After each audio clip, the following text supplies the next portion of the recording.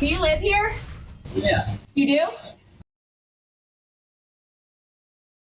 I don't believe that. This video of an encounter outside a Lewis Center home is from November, but recently posted to social media. It is going viral, talked about on a number of podcasts and making headlines in other countries. The husband and wife who shared it say they did so to show that cooler heads can prevail in tough situations, but they also want people to be mindful of how their actions can affect others. Life for the Jenkins family living in the house he designed is good. But on November 19th, an unexpected situation arrived on their front porch. I take a glance at my Christmas lights and I pull up to the front of the house and there's this lady with kids in the driveway. Knock on the doorbell. Ring the doorbell. We need you.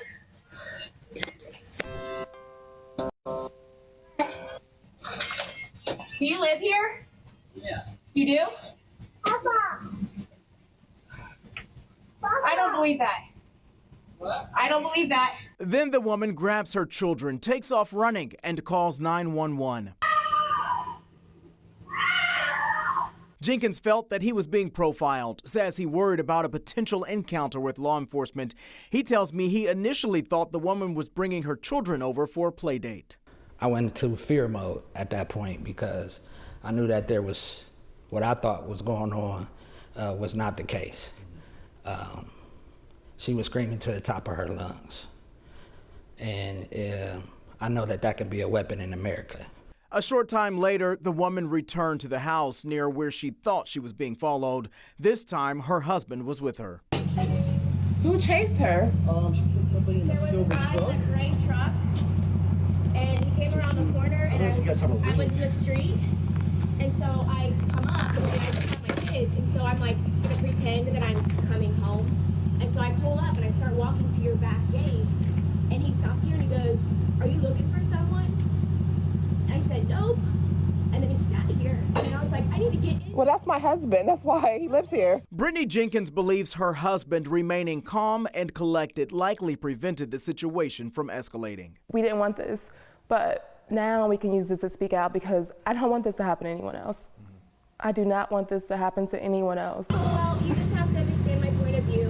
Being by myself with 2 kids, I just saw a car coming, and so I was like, "Oh, it scared me," and so I just pulled up here. It gets real deep when somebody asks the questions, you know, how has this affected us and how this makes us feel? We have not gotten, you know, a knock at the door, an email to say, you know what, I messed up.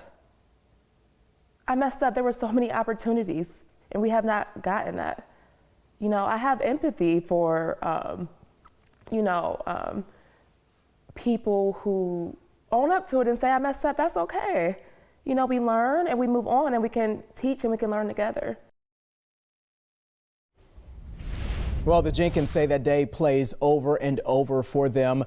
In the doorbell video, the woman does apologize, but later went on social media and doubled down on her response from that night and shared details about threats online users had made toward her family.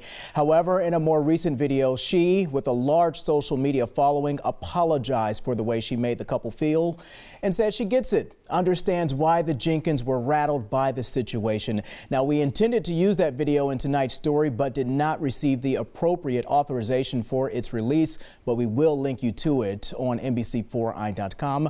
Another note, deputies did arrive to the house, but no charges were filed.